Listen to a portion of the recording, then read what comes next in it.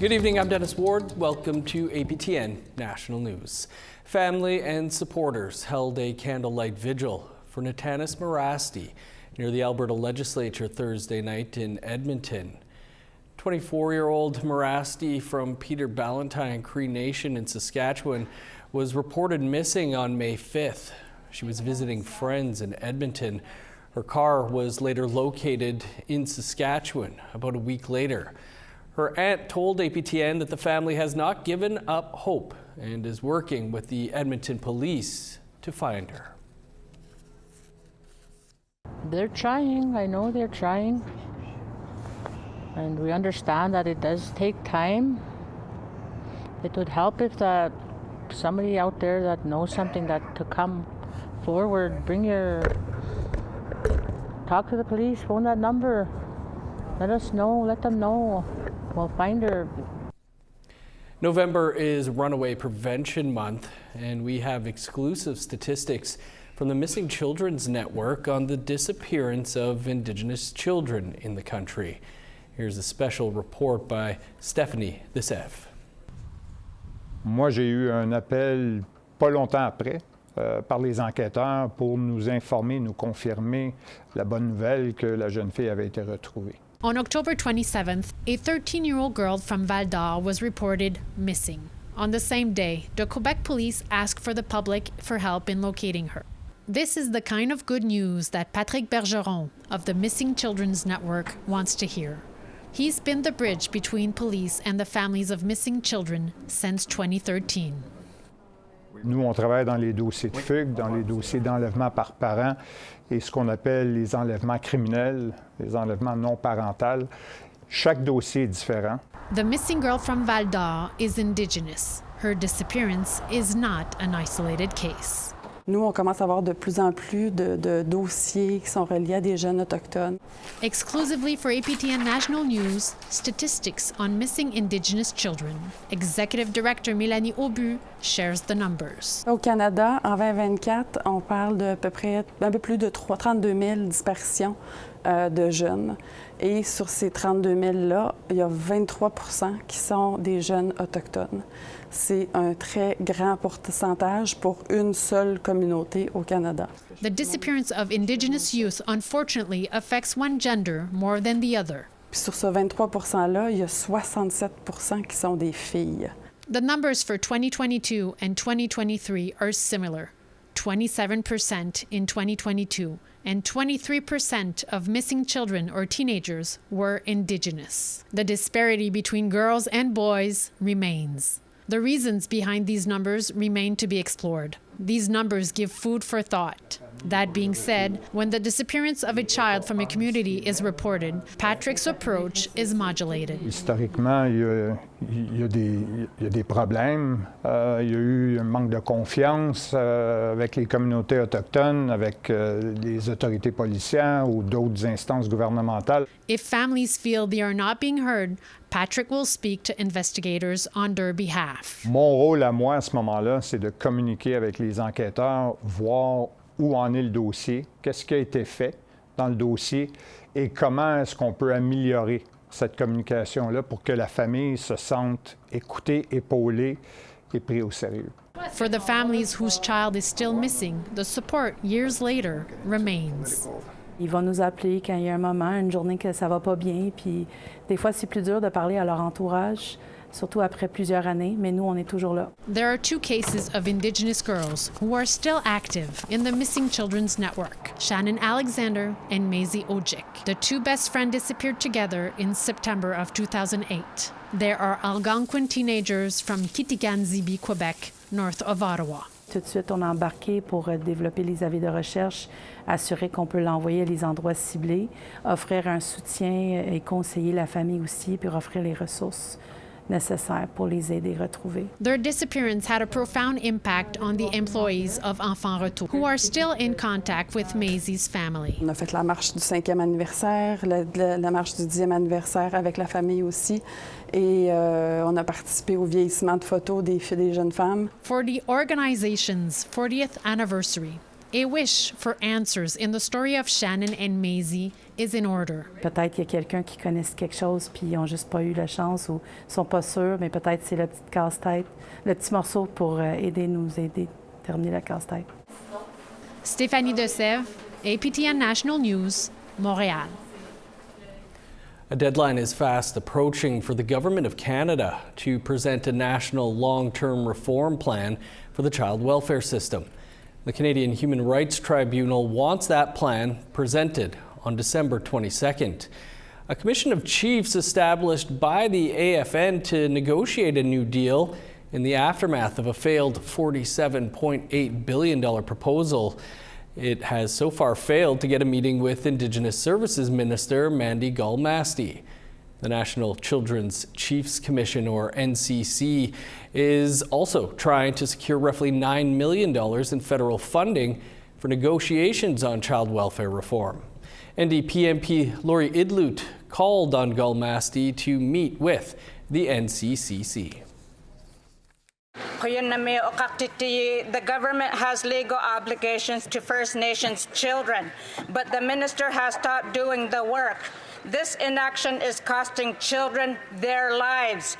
The National Children's Chief Commission is being ignored. The Liberals would rather pay lawyers to fight with First Nations children. Will the minister commit to permanently stop discriminating against First Nations children, or will she continue to make lawyers rich? And the Honourable Minister of Indigenous Services. Thank you, Mr. Speaker. First Nations children need to be guided by self-determination, and that is the pull that we are using to proceed with this work. I have on multiple occasions met with many people looking to serve and bring forward solutions for Indigenous children in community, and I think this is what I invite my colleague to do with me, is to find that path forward and respond to the urgency that is needed in this file for solutions that will deliver the proper care for children surrounded by their family, in community, in their own language, by those that care for them the most. Thank you. Time for a quick break, and then we'll bring you the latest on that bear attack in British Columbia. Stay with us.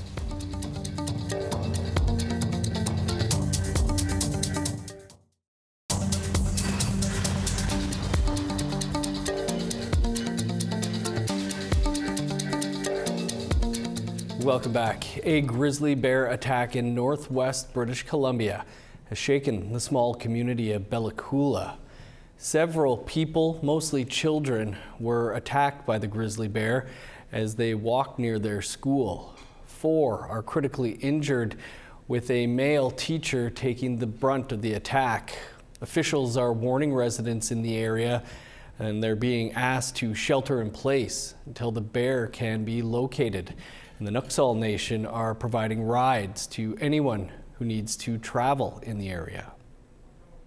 We hold deep gratitude for the bravery shown by those who acted quickly to protect others. I want to recognize the teachers who took great risk to protect their students. We know that this is a distressing time for the Nunavut Nation. The Nunavut Nation has shown remarkable leadership and care for their community. They're providing supports, food, and smudging at the youth center for anyone who needs it. This weekend, Métis Nation Saskatchewan is holding its fall Métis National Legislative Assembly. The agenda includes discussions on the nation's response to the federal budget and MNS's socio-economic impact. Video journalist Rachel May met with MNS officials ahead of this weekend's meetings. We're very grateful for the Indigenous streams of funding, particularly in the new funding areas such as infrastructure. Finance Minister for MNS Marg Friesen spoke about the successes and ongoing concerns within the recent federal budget ahead of the Métis Nation Legislative Assembly. With $10 billion set aside for Indigenous involvement in major projects, $3 billion for Canada Infrastructure Bank investments, and $2.8 billion for urban, rural, and northern Indigenous housing strategies, there is plenty of potential benefit. But Friesen says there is still a significant gap. However, there's no Métis distinct or Métis specific stream for funding. We have to compete with our First Nations relations and our Inuit relations for the same dollars. She adds that funding requires proposals, and without multi-year agreements, long-term support is not guaranteed. Another major topic is the new socioeconomic report carried out by MNP. The report looked at fiscal years 2017, 2018 to 2023, 2024, and found that for every $1 spent by MNS, $2 goes back into Saskatchewan's economy. President Glenn McCallum says the data shows that the nation is moving in the right direction. The biggest takeaway that you can get from the Métis Nation is taxpayers' dollars. And the importance of those taxpayers' dollars doing the things that we need to do for our people. And it has shown a lot of good results and good outcomes in regards to what we've done. But we got to continue telling that story. He says he will keep working towards building a stronger nation for Métis citizens in Saskatchewan. So at the end of the day, individuals win, communities win, big cities win, provinces win, and Canada wins. The fall MNLA can be live streamed on the MNS website or attended in person at Prairieland Park in Saskatoon from November 22nd to 23rd. Rachel May, APTN National News, Saskatoon. Nunavut's government leadership was sworn in last night following the first sitting of the 7th Legislative Assembly. Here's Justin Hardy with more.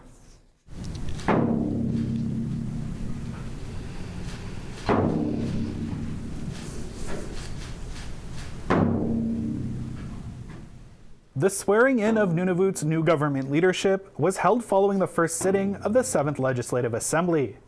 During that meeting, each of the MLAs sworn in earlier in the day had the opportunity to give thanks and address the House as representatives of this government for the first time. Mr. Speaker, I did not put my name forward for cabinet as the voters of Cambridge Bay wanted an MLA to sit on this side of the House to be able to ask the government representatives tough and credible questions.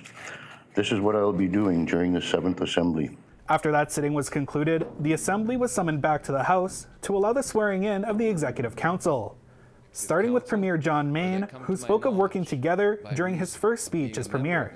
Let us help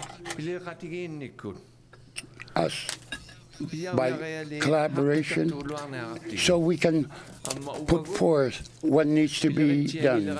And if we don't do our job or have sidetracked, we will be accountable. The ceremony also revealed the new cabinet's roles. Each ministry was assigned by the Premier and announced as each new cabinet member was sworn in. Along with the Premier's seat, John Mayne will be serving as the Minister of Finance and the Minister of Executive and Intergovernmental Affairs. George Hicks has been named Deputy Premier, Minister of Justice, and Minister of Transportation and Infrastructure Nunavut. David Akerak was assigned Government House Leader, Minister of Education, and the Minister responsible for Nunavut Arctic College. Janet Bisirak-Brewster will serve as Health Minister. Gwen Healy-Akerak is the new Minister of Family Services and the Minister responsible for the Killick Energy Corporation. Brian Kunu has been assigned Minister of Environment and Minister of Culture and Heritage. Cecile Nilvana Lyle is the Minister responsible for the Nunavut Housing Corporation. Craig Samailak was named Minister of Community Services, and Annie Tatwini will serve as the Minister of Human Resources. Mayne says that each assignment was carefully considered. You're looking at members' strengths, their educational background, their work experience, and also what they're interested in. So there is an aspect of consultation to the process of assigning portfolios. Looking at the team, I'm so excited. We have such a strong cabinet. The next sitting of the Legislative Assembly will not be held until the new year. Justin Hardy, APTN National News, Iqaluit. Yesterday was the annual International Transgender Day of Remembrance, or TDOR. It's a day to reflect on trans and gender diverse people who've lost their lives due to anti-trans violence. Canada is witnessing an increase in anti-trans sentiment, according to the 2S LGBTQ advocacy organization eGale. eGale points to transphobic government policies around healthcare and freedom of expression for trans youth in school as part of the issue. They say recent legislation in provinces like Alberta and Saskatchewan put trans people at greater risk for violence and suicide. Cookham Gail Pruden spoke at the Tidor event in Winnipeg. She says despite the discrimination transgender and two-spirit people still face today, she is happy to see so many societal changes that her community fought for. We couldn't turn to the police. We couldn't turn to the ambulance. All they did was laugh at us, mock us, make fun of us, and they were able to get away with it. And we had no human rights. But today, at the age I'm at, seeing how lifted the two-spirit is, almost getting back to the place where we once belonged, where we once were, instead of being swept under the rug. It's so beautiful to see across Canada, seeing so many of these two-spirit organizations finally being recognized, finally being loved, finally leading their own people, leading them in a good way, always loving, always caring, always helping. I love seeing that.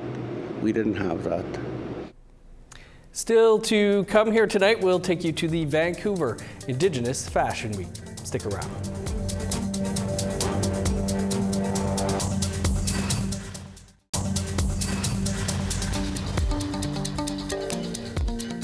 Welcome back. Time now for our photo of the day. And with little to no snow in southern Manitoba just yet, Andy Moljeski shared this forest of poplar trees that he regularly enjoys while walking the dog near St. Anne, Manitoba. Thanks, Andy. Remember to send your pictures to share@aptn.ca for the chance to be featured as our next photo of the day. Now let's take a look at tomorrow's weather forecast. Starting on the East Coast, sunny and 5 for Fredericton, showers and 8 for Halifax. -3 with snow in Kuujjuaq, flurries and +1 for Nain. Sun's out and +3 for Montreal, 2 below in Val-d'Or. 3 above in Sault Ste. Marie, 1 in North Bay, 2 in Ottawa. Cloudy and 2 for Thunder Bay, 0 in Sioux Lookout. In northern Manitoba, 0 for God's Lake, +1 in Norway House. 5 above under sunny skies in Winnipeg, 4 in Dauphin. 0 for Regina, -2 in Saskatoon. +1 for Meadow Lake and Stony Rapids. In northern Alberta, sunny and +2 for High Level and Fort Chipewyan. 5 above in Edmonton, +12 for Lethbridge. 9 with showers in Vancouver, sunny and 8 for Kamloops. 3 in Prince George, sun's out and +2 for Smithers. -12 in Old Crow and Beaver Creek, 6 below in Whitehorse. -6 in Yellowknife, 7 below for Norman Wells. -11 in Sax Harbor and Colville Lake. -2 in Chesterfield and Arviette. -17 in Resolute, 2 below with snow in Iqaluit.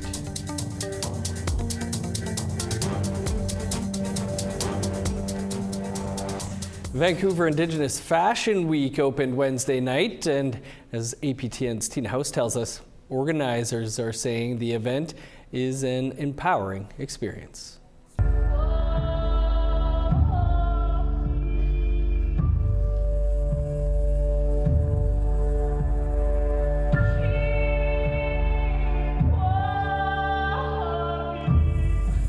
The 2025 Vancouver Indigenous Fashion Week kicked off with the Red Dress Night in honor of murdered and missing women and girls, choreographed by Madeline McCallum.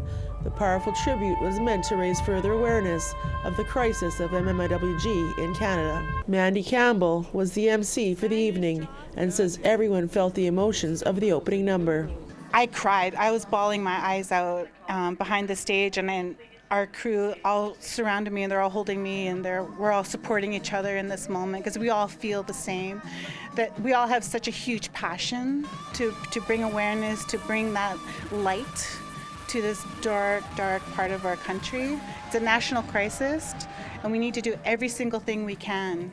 And not only do we need to find our people, but we need to empower our young people. And the rest of the night was all about empowerment, as Indigenous designers showcased their unique designs over 4 days at the Queen Elizabeth Theatre, including Yolanda Skelton, who says her latest collection was inspired by wind and the ancestors. It makes me very emotional, actually. When I walked out, I was watching on the monitor behind, I was seeing them, and I was feeling it, and I was looking at them, and I was like so inspired, because as I was making each piece, I thought about each of my models and who would fit it the best. And then when I saw them walk it, I was so proud. I was so proud of all of those young people, because they brought to life my work. And for first-time designer Maynard Johnny Jr., who's already an accomplished artist, he was inspired to make a collection dedicated to men. It's hard to find men's fashion, let alone Indigenous men's fashion, so I felt there was a need for it, and that's kind of what got me rolling on this.